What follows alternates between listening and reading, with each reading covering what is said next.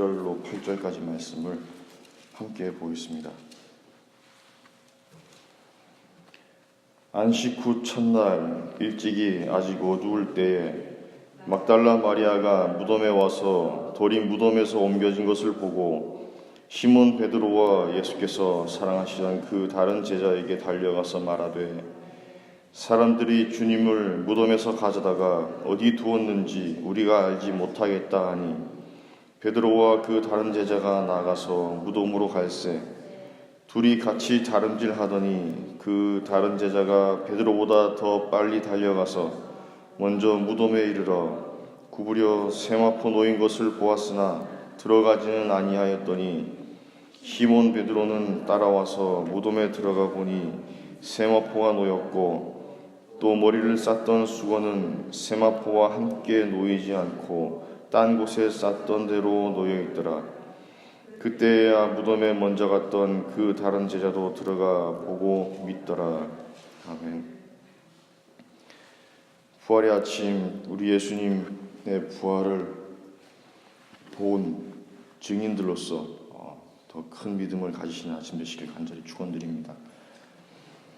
우리 주님 부활하셨습니다. 이 말은 거짓말이 아닙니다. 오늘이 무슨 날인지는 아시죠? 물론 거짓말 같은 일이라고 생각하실 수는 있겠지만 결코 거짓말이 아닙니다.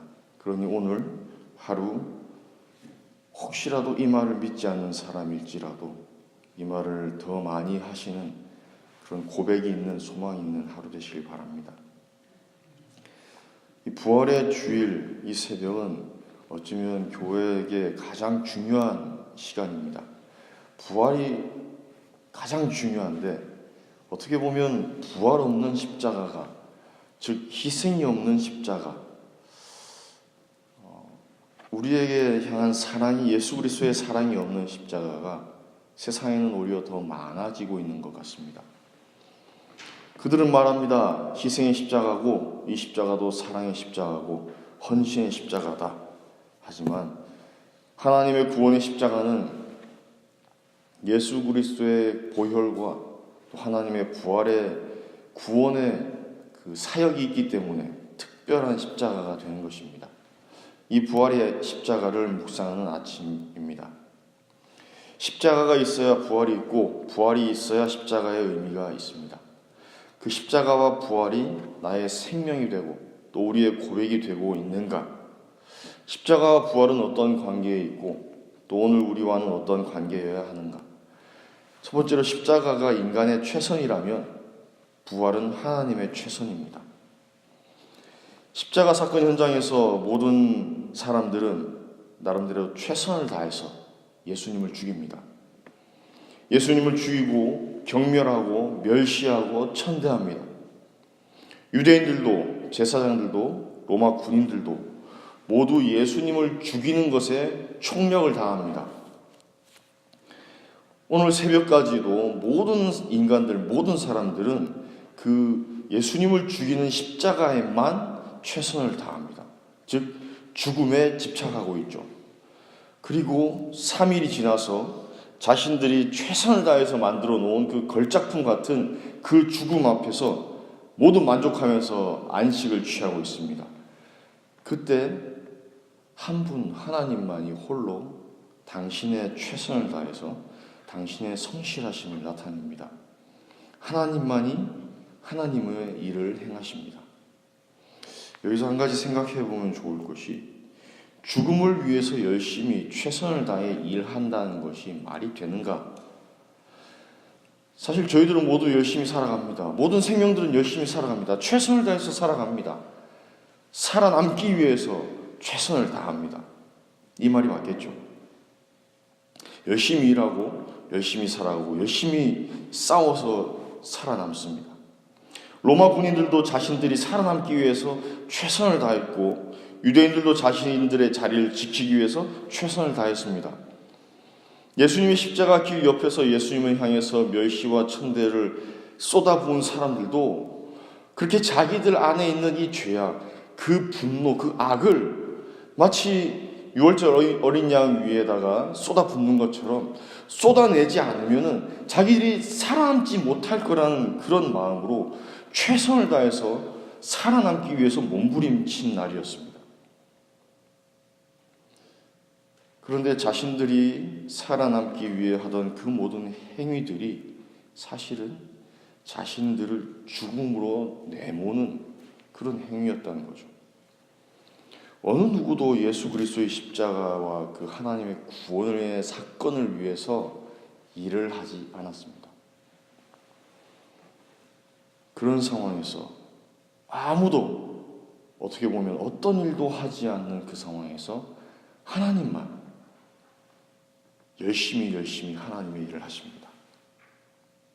만약에 우리 중에 누군가가 아니면 그 당시에 누군가가 그 하나님이 하시는 일에 조금이라도 도움이 될 수 있었다면 우리는 그런 마음들을 많이 가집니다. 이건 하나님의 일이야. 나는 선의로서 하는 거야. 난 정의를 위해 하는 일이야. 라고 말을 하지만 오히려 하나님의 일을 망치는 경우가 너무나도 많이 있습니다. 선의를 위해서 최선을 다해 좋은 것을 위해서 나선다고 하지만 결국 자신의 일은 자신의 의의를 드러내기 위한 것일 뿐 하나님의 일을 이루시는 분은 하나님 뿐이십니다. 우리의 행위가 우리의 악함이 우리의 약함이 하나님의 일을 막아설 수 없고 하나님의 은혜를 멈출 수 없다는 것처럼 하나님은 하나님의 일을 신실하게 오늘 아침도 우리 가운데 행하실 줄 믿습니다. 그럼 그 앞에서 우리는 무엇을 할까요? 두 번째로 십자가와 부활은 십자가에서 우리는 죽고 부활로 우리는 다시 삽니다. 물론 이 말은 참 익숙한 표현입니다. 사도 바울이 갈라디아서에서도 이야기한 것처럼 해마다 또 오는 부활주일 아침이면 꼭 나오는 이런 표현들. 그러나 과연 우리가 십자가에서 그리스도와 함께 죽는가?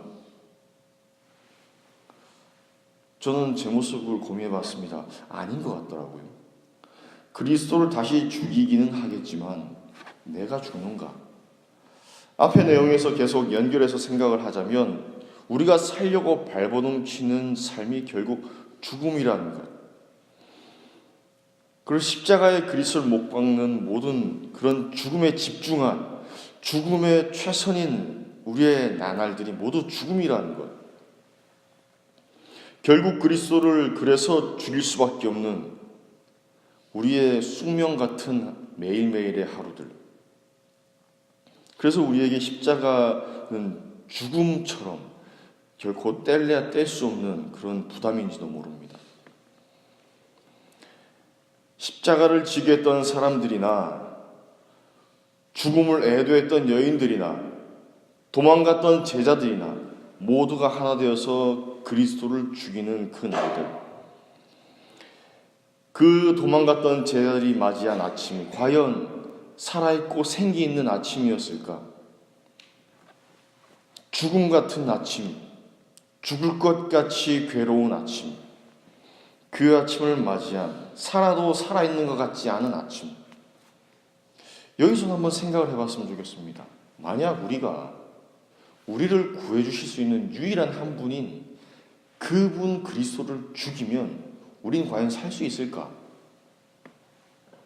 논리적으로 말이 되지 않습니다. 우리를 구원해 주실 분이 그분밖에 없는데 그분을 우리는 매일 죽입니다. 그러면서도 우리가 살 수 있을까?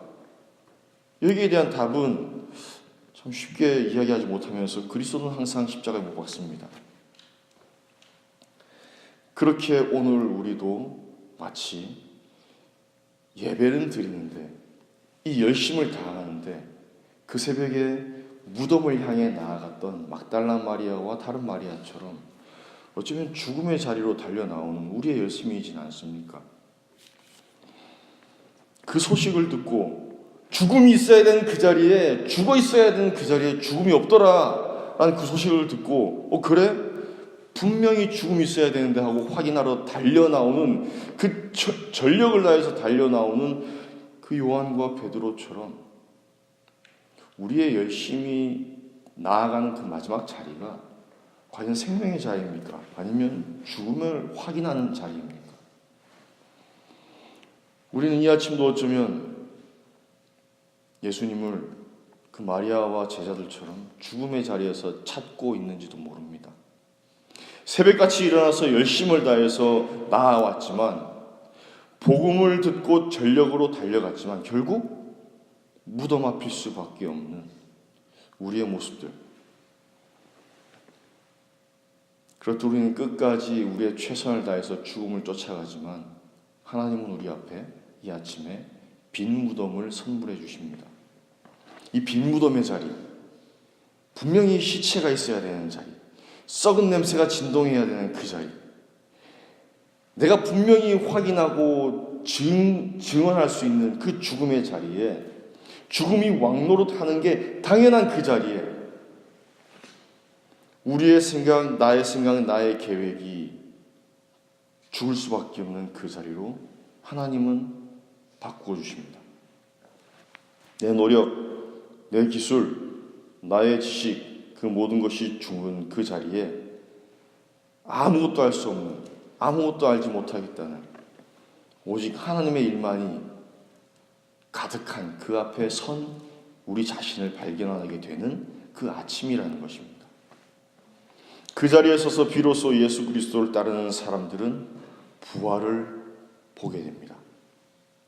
부활의 복음을 만나게 되고 결국 하나님의 그 은혜 앞에 홀로 선 사람들이 됩니다. 그래서 마지막으로 세 번째로는 십자가는 우리가 지고 부활의 소망으로 가는 삶입니다. 누군지 나를 따라오려거든 자기를 부인하고 자기 십자가를 지고 나를 따를 것이니라. 아멘. 종종 우리는 이 십자가라는 표현을 너무 많이 씁니다. 우리뿐만 아니라 세상 사람들도. 근데 이 십자가라는 표현을 쓸 때마다 십자가는 참 지기 싫고 부담되고 벗어던지고 싶은, 피해가고 싶은 그런 대상을 표현할 때 우리는 이런 십자가라는 표현을 합니다. 그래서 예수님의 흉내를 내면서 아버지의 뜻이거든 이 잔을 내게서 돌리십시오. 저자를 내게서 돌아가게 하십시오. 그러나 아버지의 뜻이라면 저 인간을 제가 감당하고 살아가겠습니다. 물론 저희 교인들 중에서는 그런 분들이 없겠지만, 특히 이런 그 싫은 십자가를 참 근데 이상하게도 우린 더 크게 만들고 더 많이 만들어서 벽에 걸고 차에 걸고 목에 걸고 온 주변에 걸어놓고 살아갑니다. 우리는 어쩌면 이 십자가와 부활의 사이를 살아가고 있는 그리스도인들입니다. 십자가와 부활 사이에 교회가 있고 그 시간과 공간에서 우리는 예배하는 사람이 되어갑니다. 십자가는 우리가 피할 수 있는 것이 아니고 지고 가야 하는, 절대 버려서는 안 되는 가치가 되어버렸습니다. 생각을 해보시기 바랍니다. 만약에 저는 명품이나 그런 걸 잘 몰라서 그런데 여성분들이 프라다라는 이런 구체적인 걸 이야기하죠. 무슨 구라다라는 그런 거기서 나온 가방을 굉장히 좋아하신다고 그러시더라고요. 근데 만약에 별 쓸모없이 복잡하게 생긴 작은 가방에서, 그냥 돈만 비싼 그 가방에서 그 상표를 뗀다면 괜찮으시겠습니까? 그거 말고 또 많은 그런 유명한 상표들이 있죠. 거기에서 그 상표를 떼버린다면 가치가 있을까요? 그것 때문에 들고 다니시는 거 아닌가요? 그것 때문에 그 많은 그 돈을 지불하는 것 아닌가요? 우리에게 십자가는 더 이상 떼낼 수 없는 우리들의 마크가 됐습니다. 스티그마, 우리에게 남겨진 아름다운 거룩한 상처, 부활의 흔적. 이제껏 우리는 이 마크를 달고 살아본 적이 없어요.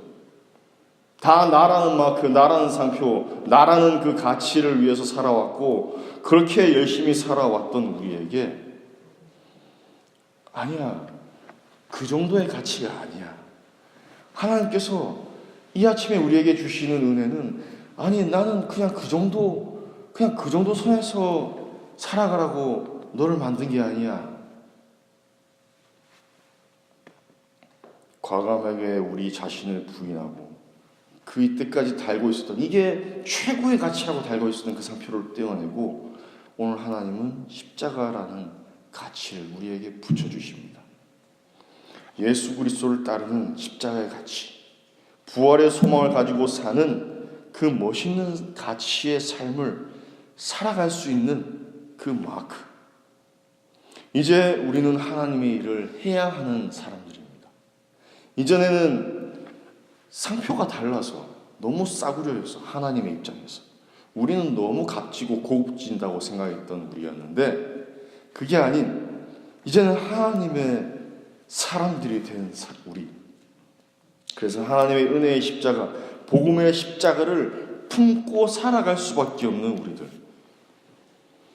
예수님의 십자가가 우리 그리스도인들의 삶에, 우리 교회에, 우리 예배에 명품 마크로 남아서 우리를 빛내고 가치를 드러내고 결국 죽기로 살던 우리가 하나님을 높이고 예배하는 예배자의 삶으로 부활을 노래하고 기뻐하는 또 소망하는 예배자의 삶을 살아가는 우리들의 모습으로 그렇게 부활을 예배하는 기쁨의 나날이 되시기를 간절히 축원드립니다. 함께 기도하시겠습니다.